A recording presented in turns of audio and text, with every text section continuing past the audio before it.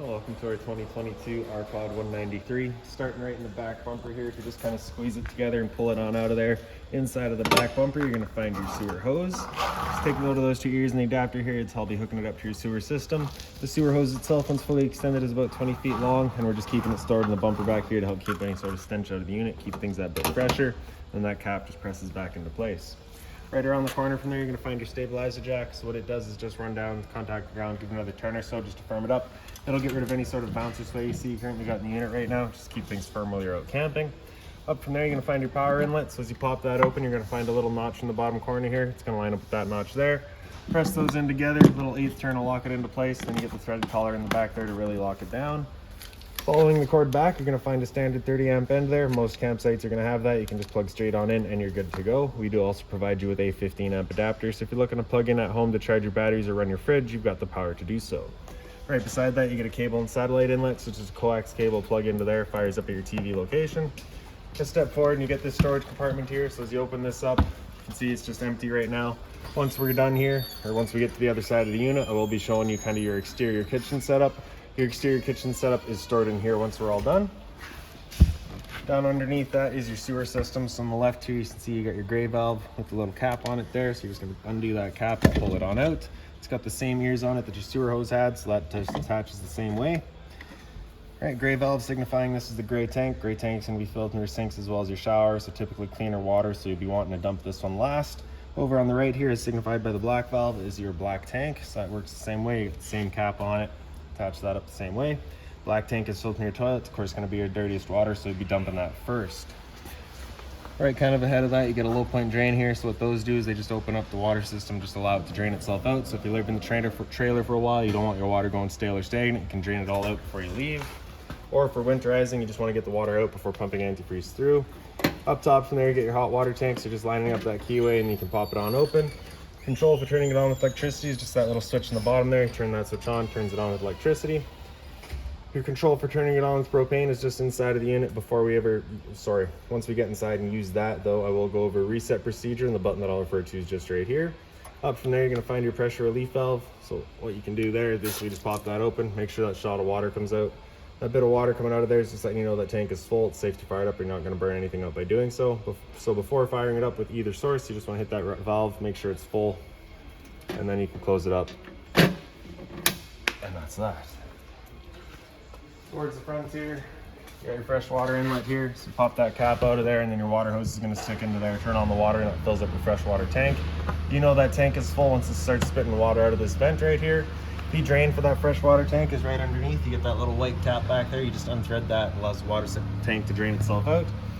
Down below that is your city water connection. So the same water hose is just plug into here, turn on the water, and it pressurizes the lines throughout the unit. Storage compartment here. Open it up, magnetic latch holds it open. Inside of here, you'll find your water hose. Inside of that water hose, you'll find your park adapter. So your 30 amp cord into there, 15 amp to a standard outlet. If you're looking to winterize the unit yourself, once it comes time, there's just a little screw in kind of each corner here. You can pop this panel out of the way and get access to your water pump. You can see here, this customer's also opted to go with the weight distribution hitch, so we just have that stored up in here for him as well. Around front of the unit, you're gonna find that little box up on the frame of the unit there. That's your battery disconnect switch. So as you can see with it pointed up, that's it turned on. With it off to the side, that's it then turned off. And so whenever you're using the unit, you wanna make sure it's turned on. Whenever you're away from the unit, you just make sure it's turned off, just so that you're not draining down your batteries. Customers also opted to go with the dual battery setup. So you do have them both inside of that box right there, as long as you're plugged into that short cord in the back or your 7-pin true tow vehicle. Those batteries are charging. The unit is also prepared with solar. This little knob back there, if you just loosen that off and push it back, you can open this up. You get access to your propane tank. It's super simple. You're just turning that knob to open it up, just like your barbecue style of tank. In front, you get a power tongue jack, so you get retract and extend, and then a little light switch in the front there. Around the other side of the unit, we got the other end of your storage compartment here. So the same magnetic latch holds it open for you. Inside of here, you'll find the manual override for that front tongue jack, as well as a little jack for running all of your stabilizers.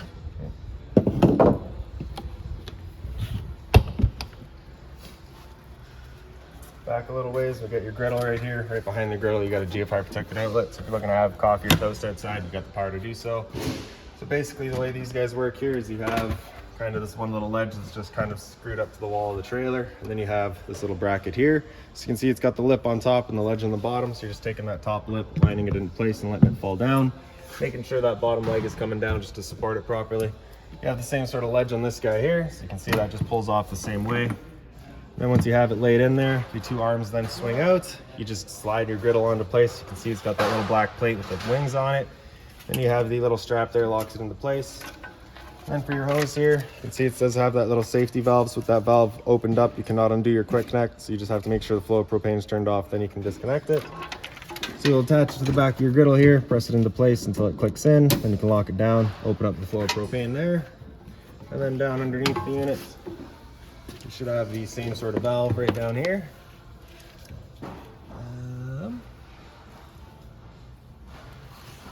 It's on the other side of the wheel actually. So we're going to flip these around. This guy will just slide over. Bringing it as close as we can to the wheel well without, of course, damaging the wheel well. And this guy will run right to the back here. Pull our dust cap off of there, push that collar back, press the hose into place, open up the flow of propane.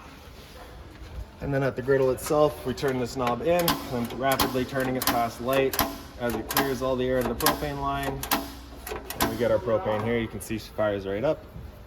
Once you're done with it, you're just gonna press that in right to off, let it cool off, and turn off the flow of propane at the unit. Disconnect our hose, put that dust cap back in place. Same thing at the stove. And then I just like to attach the hose to itself, just ensures that absolutely nothing's getting inside of there. And then for putting it all away, you're basically just going to be undoing your griddle here. Slides right on out of there. Throw it off to the side for right now. Any wings just up into place. You'd then take that, lay it down into the storage compartment. Table goes on top of it, griddle on top of the table, and that's it then stored away. Lastly, with your kind of exterior kitchen here, you do have this little water hose. So this is going to be into your spray port. You just pop this guy open. Take note of those two little ears on it. You do have them at the 9 and 3 o'clock position as well. So you press those in, give it a little 8 turn to lock it into place, and then that's this water hose then tied into your cold water system. So you're not going to get any hot water out of here, just cold. Once you're done, kind of press it in, pull it out of there, and then just extend it out just so that it gets drained out, just because you don't want to be storing that water.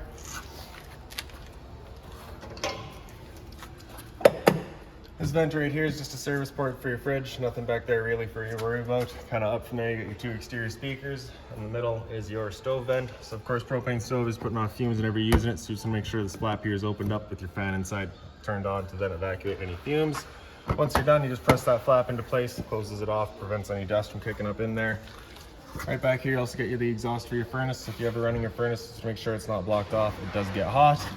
Down below that's a black tank flush. So you may notice over time, after having gone and dumped your black tank, your monitor panel is still reading 1/3 or 2/3, whatever it may be. Typically, it's just some debris inside of the tank hanging between the probes causing that misread. So what you're gonna do is just take your water hose and plug it into there. Open up the black valve and turn on the water, and that'll just flush out that tank and remove any sort of debris that could be causing that issue. And then in the back of the unit, you just get your spare tire. Straight up from there, you can see you do have a pre-wired mount for a rear view or observation camera. And then the ladder is just off to the left side there, so you can get up top, check all your seals. And then with this unit being prepped for solar, you do have these solar panels up there as well, so you will just want to periodically clean those off too. And now making our way inside of the unit, I'm just going to open up your door here. With your door opened up, do keep in mind, at wide open, it does contact your awning arm. So if you're going to be running your awning, you want to make sure that door is about 90 degrees or so. Then you can just grab your step, go straight, flip that last step over, make your way inside. So first things first is right on the left there, you get your fire extinguisher. So that's standard, pull the pin, point, and shoot. Up to the right of that, we've got your GFI protected outlets, test on the bottom, reset on top. So if you ever have outlets that don't work, it's the first thing you should check. Beside that's your monitor panel. In the bottom right corner here, we have a water pump. So as you turn that on, it just turns on your water pump, drawing out of your fresh tank to pressurize your lines. Beside that's your water heater. So as you turn that switch on, you get that little light there, letting you know the ignition sequence will start. Once that sequence is started, that light will go out. It'll try that 3 times. If after the 3rd try it hasn't fired up, that's when you're going to be going and using that reset button that we'd shown you. So sat right here, you can hear the click of the igniter and the whir of the flame. We know that tank is good. Up from there, you can see you've got your monitor systems. On the bottom here, we got batteries. You can see you're currently C for charging. G would be good, F is fair, L is low. For your fresh tank, as you fill that up, you can see you go to a third, 2/3, and full. I will bring that out for you once we're done here. And you get your black and your gray tanks as well. They do the same thing, third, 2/3, and full. Up from there, we have all your light switches. The one on the right there is all your interior lights. Center right, we get that little orange light outside, little porch light. In the middle, we have that awning LED strip. Awning itself is on the far left there, so just press and hold extend, and that awning will make its way out. Again, you're just looking at 90 degrees or so. And then once that awning's fully extended, we're gonna see the little black flap come down as well as the black metal tube. If you see that, you're gonna wanna stop. If you're to continue extending, it can actually wind itself up backwards, in which case your fabric will be underneath the tube, allowing it to then hold water, accelerating the growth of mold and mildew. There's our flaps, just a little sticky today, so we'll just come back in a little bit. Should come back in. There it is. So as it start raining, it's of course going to hold some water anyways. So what you can do is grab either arm, front, or rear. You're just going to pull straight down on it, and you can see that changes the pitch of the awning on the head, allowing water to then run off. And if you like that angle better, because it does give you more shade, you can do the same thing with the arm up front. Before you bring it back in though, you just want to make sure these guys are back out straight and fully extended, just so you're not running the risk of bending them. Then we'll press and hold to tract. Again, just watching that your door is at 90 degrees or so, not hitting the arm. Also just check that your fabric's over top the tube. And another thing to keep in mind with your awning is it does catch a lot of wind. So once you get up to about 15, 20 kilometers an hour wind, you do want to bring it back in. Again, just so you're not running the risk of bending your arms.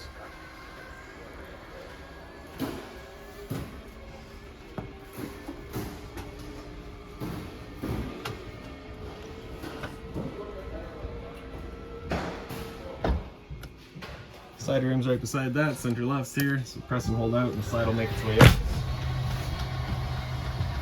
Once that slide's fully extended, we're just going to hear a couple of whines from the motors letting us know they've reached their stall. Once you hear that, we will just stop.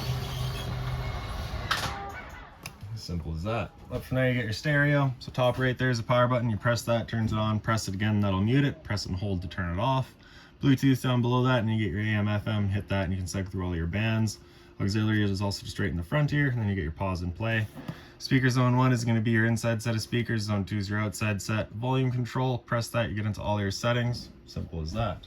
Then right behind us, you got your kind of entertainment area. So your TV here is on a mount. You can just undo that travel strap. You can kind of swing it around, point it wherever you like it best. Up from there, you can see our got the antenna hooked up already. So antenna, turning it on, just got that button beside it. Turns on that little green light there, letting you know it is turned on. Beside that is the 12-volt outlet for the TV, so you can run it just off of your battery power. And then for the Murphy bed up front here, you can see you currently got it set up as kind of your lounge area right now. USB charging as well as a power outlet over on that side there. On this side here, you get the same thing, power outlet, USB charging. The other one right in the back there is just your inverter control.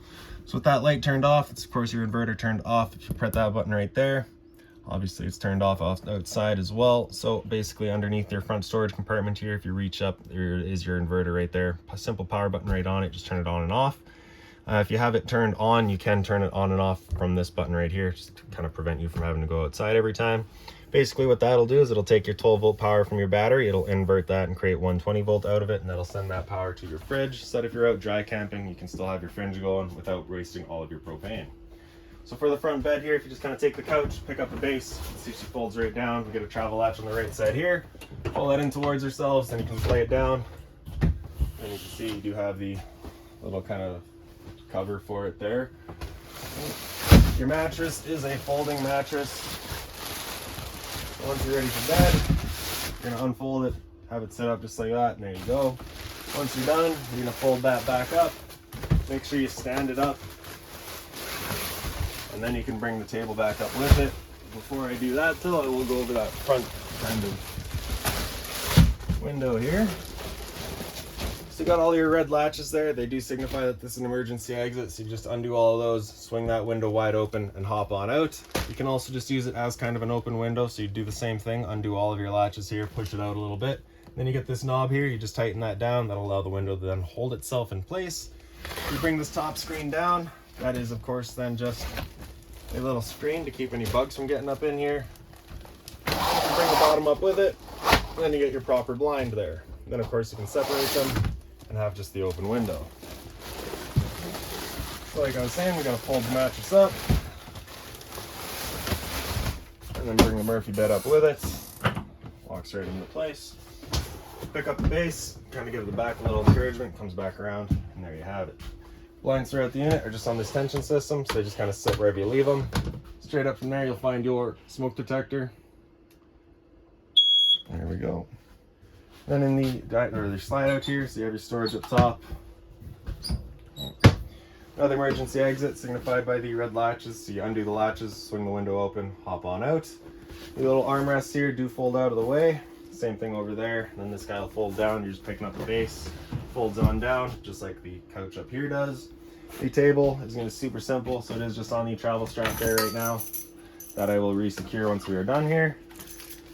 But basically, once you're, if you're traveling, it's of course strapped down. Once you're done, you're just picking up the legs, popping this guy out to lock it into place, set it up wherever you like it. Once you're done, folding it back over, strapping it back down. Simple as that. Closet space over to the side here. You also got the little active Susie down below. Then in your kitchen, so up top here's a bit of storage. Inside of here, you're gonna find that binder. That binder's got all of your owner's manuals in it. Any keys, any remotes, anything like that, you'll find right in there. Right above the stove, there's a little light there, just on its own center push button. Traditional blind back there. Hot and cold water. The sink cover is just soft plastic, so nothing hot on it, please. Down below that, a little bit of storage. Just be mindful of your drains and your water lines. Beside that, we get your LP detector. So propane's heavier than air, it'll sit on the floor. This guy detects and starts going off just like a smoke detector would.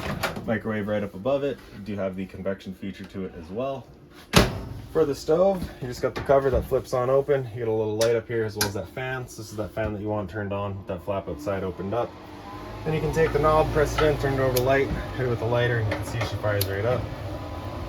I will also just mention that the first time you get out to your campsite, especially if you've been away from the unit for a while, it will take a minute just to fire up all your propane appliances, just because it'll have to clear all the air to the propane lines. It's perfectly normal. Fridge back here, so it is pretty well all automatic. You just got the power button there, press and hold. That'll turn that light off. That's it then turned off. Press it again. So green is green is going to be that it is running on 120 volt. If 120 volt were taken away, it'll automatically flip over to gas. Gas will then be orange. And then as it says there, if it's red, it's just asking you to check the gas, make sure you got it turned on. So you get your fridge down below and your freezer right up top. Down below that, you get your central vac here. So for some reason, RPOD doesn't include hoses, but you do get the vac here.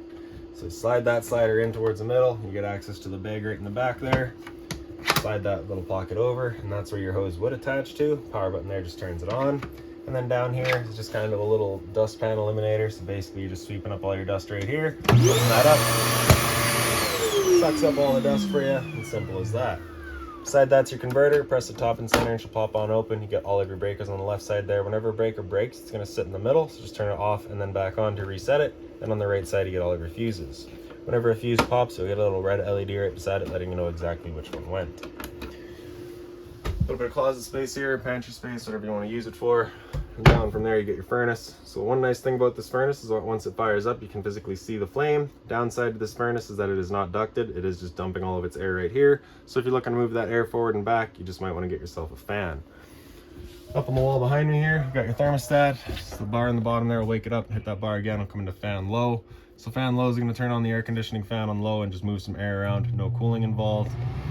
After fan low, it gets into fan high. So at this point, it'll have the high fan come on. Again, no cooling, it's just moving air. After fan high, it'll come into cool high. So at this point, it's gonna have the high fan on all the time and the compressor will cut in and out as needed for cooling. Same idea for cool low, it's gonna be the low fan all the time, compressor in and out as needed. Cool low auto is where it becomes an on-demand system. So at this point, both the fan and the compressor will cut in and out as needed, only ever using the low fan though. Cool high auto is going to be the same idea, on-demand system, but only at the high fan. Temp selection at any point is going to be with your arrows here. With the air conditioner going, you basically have the two little louvers at either end to kind of control where you're shooting your air, and that's about it. After cool high auto, if you hit that bar again, it'll come down into heat. It'll turn off the air conditioner and turn on the furnace. So as I said a minute ago, as this guy fires up, you'll be able to see that little flame in the bottom left corner there.